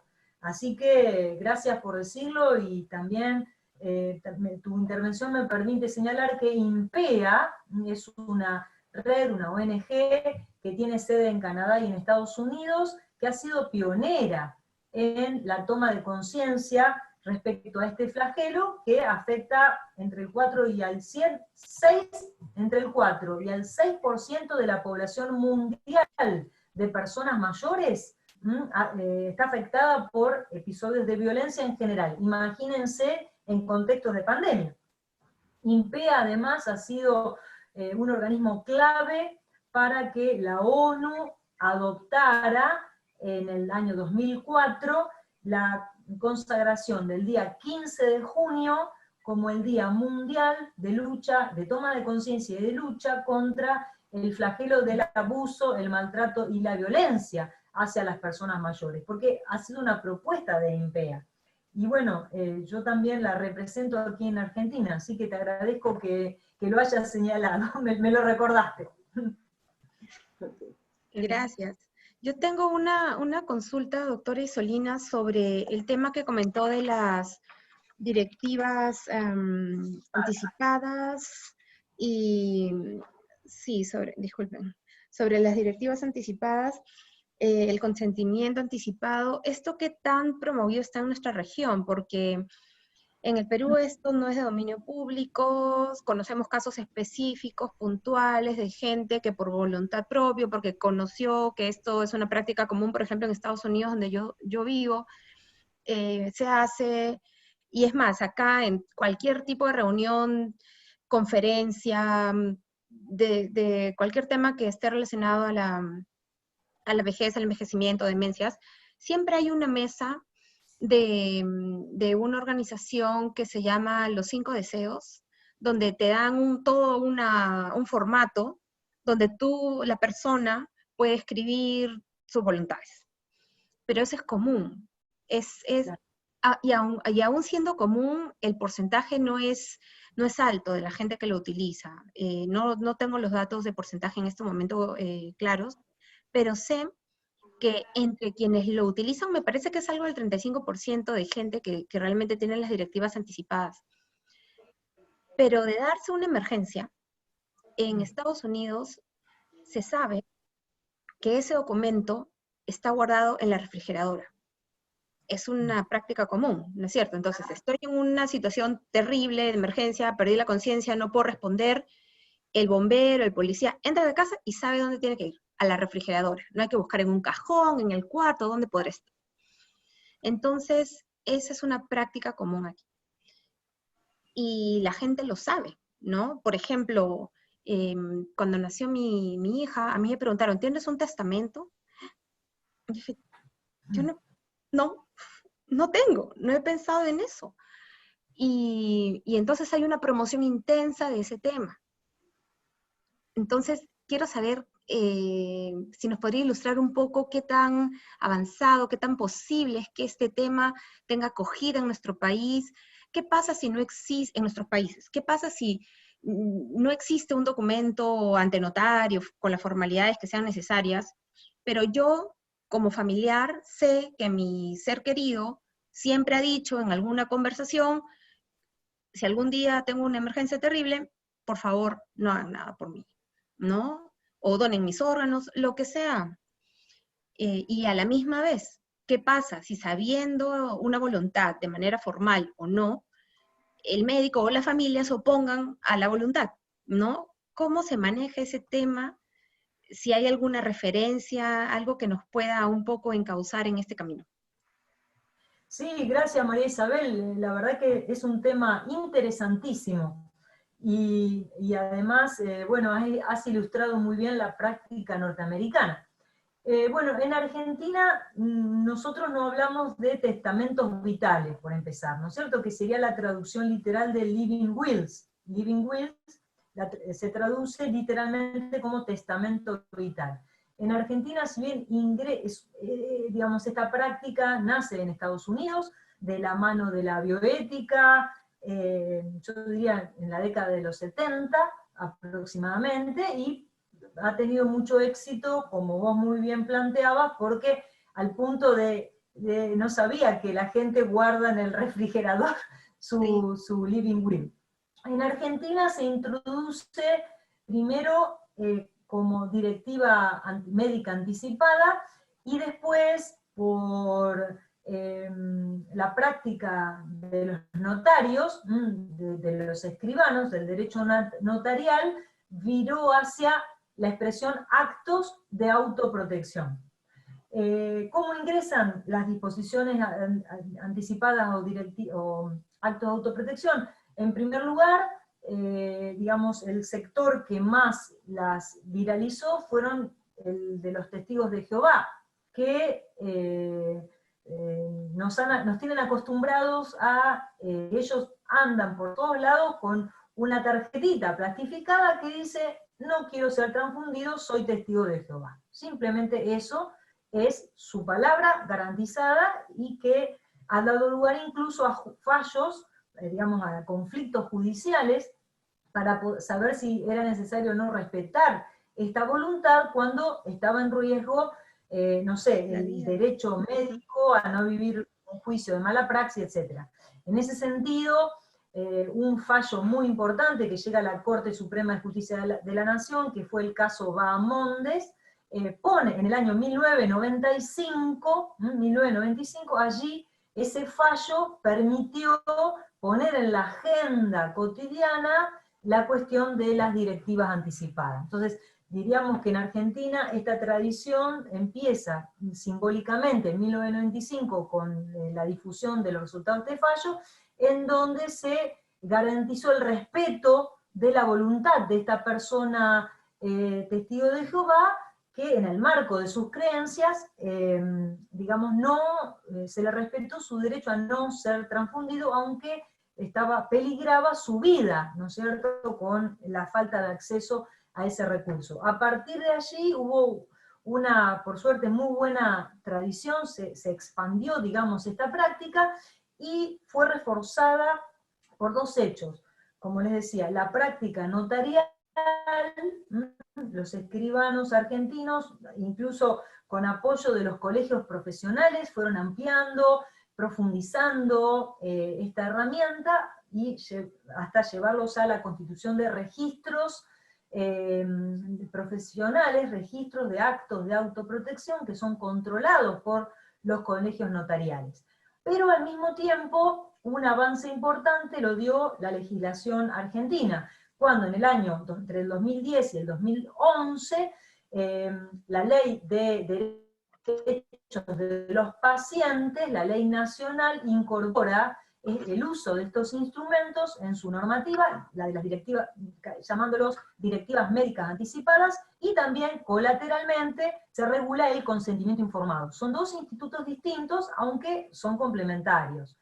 Luego, al año siguiente, la Ley de Salud Mental Nacional vuelve a incorporar esta medida, y en el año 2015 las directivas anticipadas fueron incorporadas directamente al Código Civil y Comercial, que, como ustedes saben, rige en nuestro país, ¿no? Entonces, bueno, estas instancias legislativas han permitido la difusión de estas directivas. Yo no puedo dar datos estadísticos del uso de estas herramientas porque, digamos, lamentablemente no disponemos de información que centralice la cantidad de registros de actos de autoprotección que los notarios, digamos, llevan a cabo, ni tampoco tengo acceso a registros de las certificaciones que hacen los jueces. ¿Por qué hago referencia a estos dos organismos? Porque nuestra Ley de Derechos de los Pacientes, la Ley de Salud Mental y el Código Civil y Comercial habilita a otorgar este tipo de instrumentos, ya sea ante escribanos públicos o ante instrumentos privados, es decir, un documento privado, este papelito que tienen los testigos de Jehová, o que las personas en Estados Unidos guardan en el refrigerador, para que puedan dar fe pública, es decir, tengan toda la certeza probatoria que, llegado el caso en un juicio, merecería un documento, mi palabra, que no sea mi palabra frente a la palabra de los demás, para que tenga la mayor certeza. Entonces, si no se hace por vía notarial, se puede hacer por certificación de firma judicial. Entonces son los jueces, o los jueces de cualquier jurisdicción, o los jueces de paz, que son los que suelen funcionar en los pueblos más pequeños. Es decir, estos mecanismos han permitido darle mayor certeza, mayores garantías probatorias para que proteja la voluntad del paciente y a su vez a los médicos que intervengan a la hora de respetar. Ahora, también han sido implementados mecanismos alternativos como la posibilidad de decir que quiero o no quiero ser donante de órganos, que fue un tema que plantearon ustedes recién, en los carnets de conducir. Entonces, también por esta vía, que es más masiva quizás, aunque está sectorizada en la gente que puede tener autos, ¿no es cierto?, desde el punto de vista económico, entonces aquí, digamos, a través de los carnets de conducir o las directivas anticipadas que se otorgan ante escribanos, entre paréntesis, en un servicio que muchos colegios, que todos los colegios del país dan en forma gratuita, a los que simplemente manifiestan no tener bienes. Los colegios de escribanos, sobre todo me estoy refiriendo al colegio de Rosario, por ejemplo, de la provincia de Santa Fe, otorga estos instrumentos sin costo alguno, o el servicio que da la justicia a través de las certificaciones judiciales. Todo eso ha ido que se haya expandiendo. A eso hay que sumarle un proyecto de ley que fue presentado en el Congreso de la Nación y que vamos a volver a presentar porque todavía no tuvo tratamiento en las comisiones, no tuvo dictamen favorable para que pase a ser discutido en los recintos. Hemos presentado un proyecto a través de la senadora Norma Durango de actos para regular los actos de autoprotección y incluso poder pulir mejor, darle más eficacia y más consistencia a la regulación que hace nuestro Código Civil y Comercial de este instrumento y a lo que hace la Ley de Derechos de los Pacientes y la Ley de Salud Mental. En definitiva, ¿cuál es el escenario social en la Argentina? Bueno, un escenario intermedio entre la práctica norteamericana, que tiene más práctica que regulación probatoria, jurídica, porque, digamos, esto de ir al refrigerador habla de la escucha, ¿no es cierto?, de la atención y la escucha que se pone, pero a la persona que así lo ha expresado, pero no tanto de lo técnico jurídico, ¿no es cierto?, del valor probatorio, porque ¿quién escribió ese documento? Bueno, entre esto y quizás el menor grado de uso que hay en Perú, nos ubicamos en el medio, diría yo, más cercano a la práctica norteamericana que al desconocimiento total. Sí, Aide. No te estoy escuchando, Aide, ¿eh? Hay algo en el micrófono. Aide, no te puedo quitar el mudo. Ya. Sí, Profesora Isolina, sí. Quiero dar pase a la doctora Mechita, a la doctora Mercedes, que ya había intervenido. Ella quiere dar una intervención respecto de los apoyos y salvaguardias que acá se viene desarrollando. Doctora Mercedes, brevemente.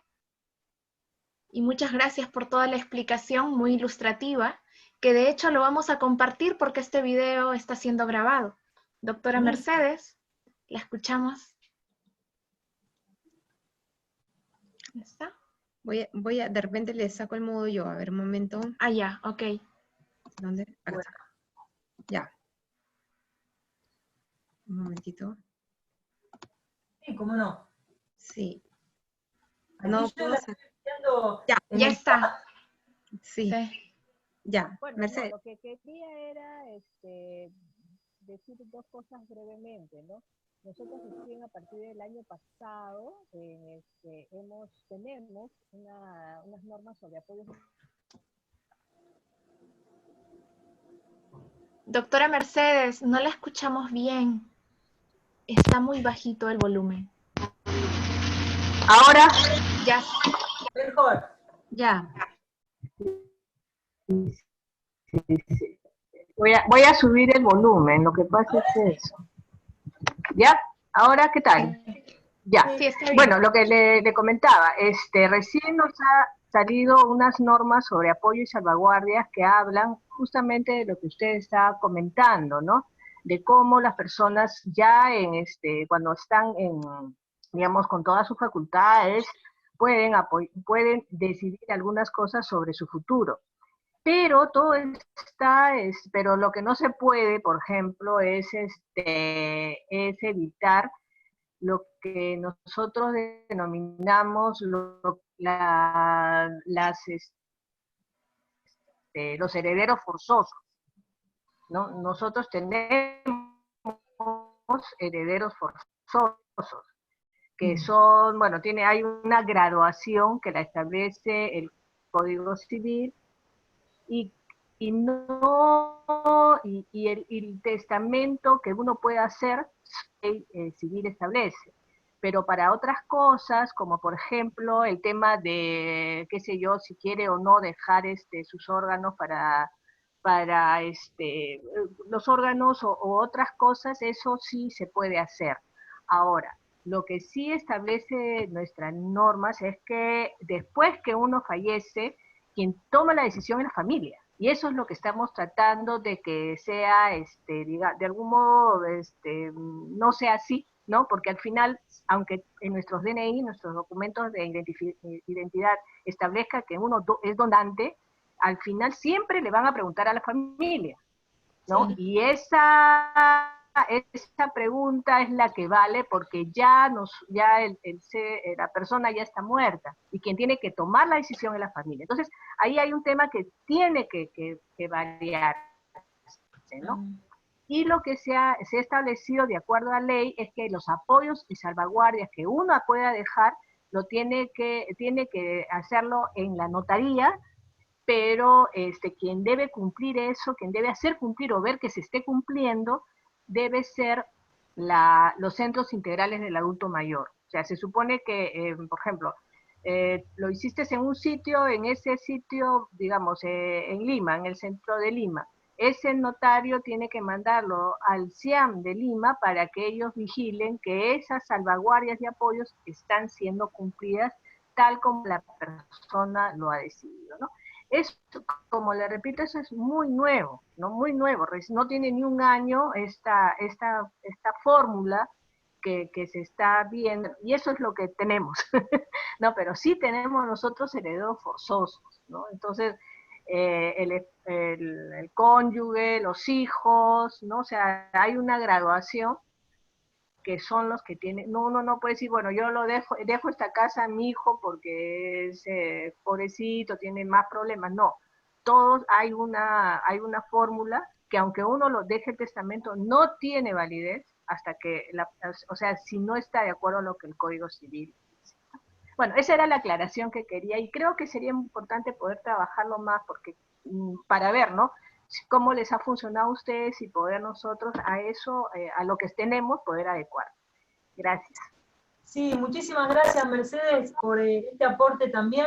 Perú hoy lidera la vanguardia en materia de capacidad jurídica de las personas con discapacidad, porque la ley peruana es la más osada de todas, es la que con mayor amplitud cumple con el artículo 12 de la Convención de Discapacidad. Así que en ese sentido, hoy la ley peruana en materia de capacidad jurídica es un ejemplo, sobre todo en la regulación de los apoyos y salvaguardias, ¿no? En el artículo 12, digamos, en cumplimiento del artículo 12 de la Convención de Discapacidad. Con todo gusto podríamos hacer otro seminario sobre estos temas, porque realmente tiene tal nivel de complejidad que justamente nosotros para este año habíamos organizado un congreso mundial sobre apoyos y cuidados de personas adultas y mayores, pero que vamos a hacer el año que viene, con motivo de la pandemia. En principio esperemos poder hacerlo en las mismas fechas, fines de septiembre, principios de octubre del 2021, y allí Aide Chamorro es una de las invitadas a exponer. Así que desde aquí los invito a todos, a todas las personas que quieran venir el año que viene, fin de septiembre, si la pandemia nos deja, a profundizar, claro, y lo organizamos en el marco de una convención, de una ONG, que es la International Guardianship Network, que tiene sede en Berlín, una ONG que nuclea a muchos voluntarios, profesionales, además de jueces, digamos, politólogos o funcionarios que están encargados de llevar a cabo estas políticas para que profundicemos en estos temas. Ahora, evidentemente, la pandemia pone en crisis los criterios, pone en cuestión, ¿no es cierto?, nos pone en jaque respecto a el alcance de algunas instituciones, como es la de los apoyos y de las salvaguardias, en contextos extraordinarios. La Convención de Discapacidad y la Convención de Personas Mayores, digamos, desarrollan, reconocen los derechos pensando en un escenario tradicional. Pero, como les dije antes, la Convención de Discapacidad, la de la ONU, al igual que la Convención Interamericana de Personas Mayores y la de Niños, incorporan también un artículo que se refiere al ejercicio de los derechos en situaciones extraordinarias, como es esta, la de catástrofes y situaciones de emergencia. Entonces, ¿qué quiero decir con esto? Que tanto la Convención de Discapacidad como la de Personas Mayores reconocen que hay ciertos derechos que tienen que seguir funcionando, incluso en contextos tan extraordinarios como puede ser este, de una pandemia o de un conflicto armado, de un desastre natural. Eso significa que la tendencia, el faro, mire, nuestras decisiones concretas tienen que estar al servicio de cumplir con los principios más básicos de estas dos convenciones. Y en este caso, las dos convenciones apelan a empoderar a la persona, ya sea considerada en situación de discapacidad o persona mayor que además está en una situación de discapacidad. Es decir, que la autonomía personal sigue estando en el foco de atención.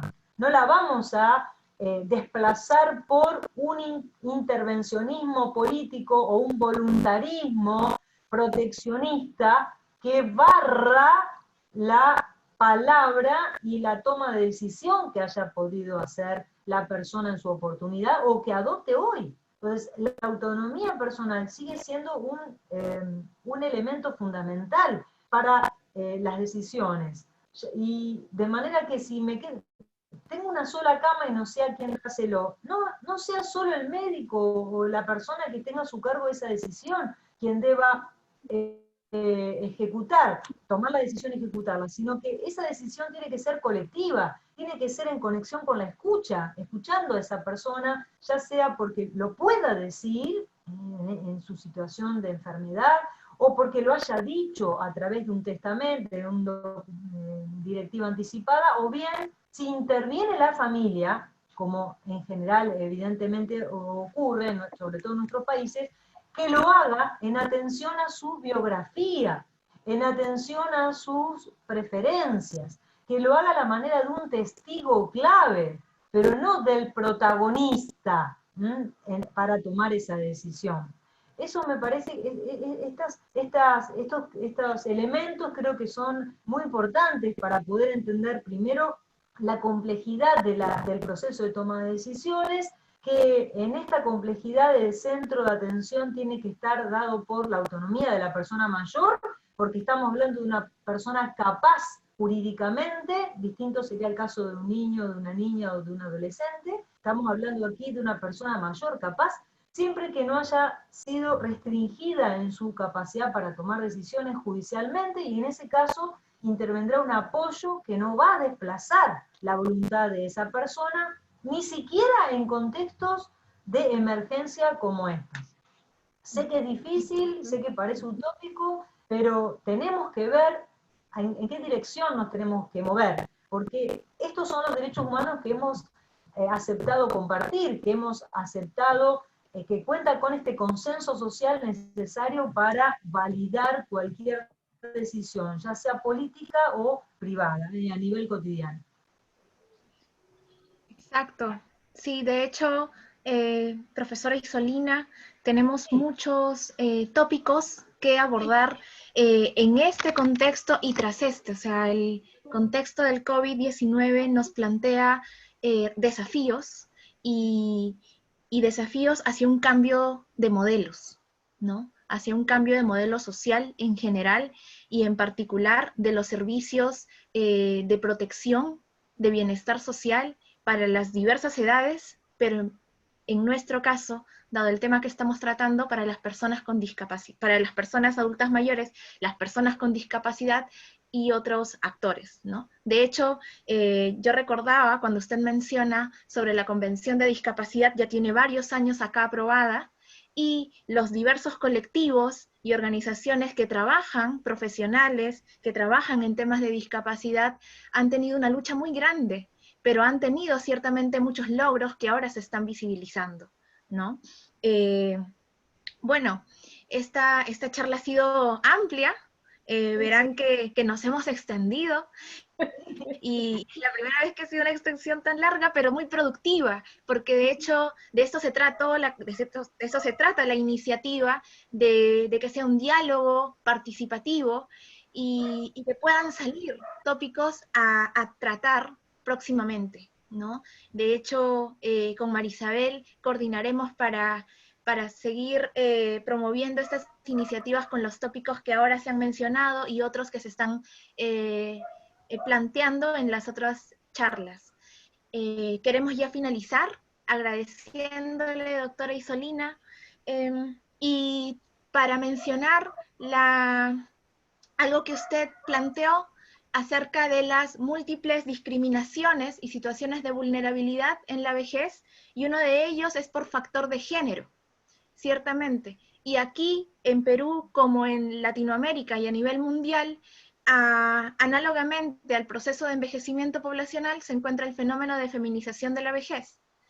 Y en una situación como esta, nos lleva también a plantear y a pensarnos en esta discriminación que hay por razón de género a las mujeres adultas mayores. Es por eso que mañana vamos a contar con la participación de una compatriota suya también, doctora Isolina, Mónica Navarro, es de la Universidad Nacional de 3 de Febrero, la UNTREF de Argentina, especialista en envejecimiento y género. Y mañana vamos a abordar justamente ese tema, cuidados, edad y género, en el contexto de una crisis sociosanitaria como la que estamos viviendo actualmente.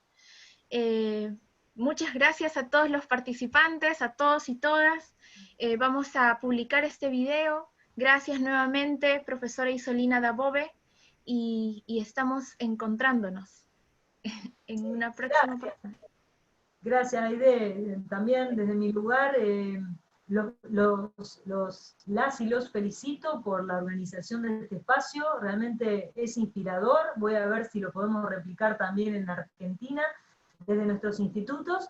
Y además de eso, quiero hacer un llamado a la toma de conciencia social respecto a los estragos que pueden causar los viejismos, que son tan invisibles pero tan graves como la propia pandemia que hoy nos convoca. Gracias, hay que seguir capacitándonos. Gracias por este espacio, y también los invito para el año que viene al Congreso Mundial, y además se sumen a la maestría en Derecho de la Vejez, que el año que viene seguramente va a abrir una nueva corte. Así que gracias. Muchas gracias. Gracias, doctora Isolina. Hasta luego, hasta la próxima. Adiós. Gracias, María Isabel, a todos, Gina, Mercedes. Y cuidémonos entre todos. Chao. Gracias.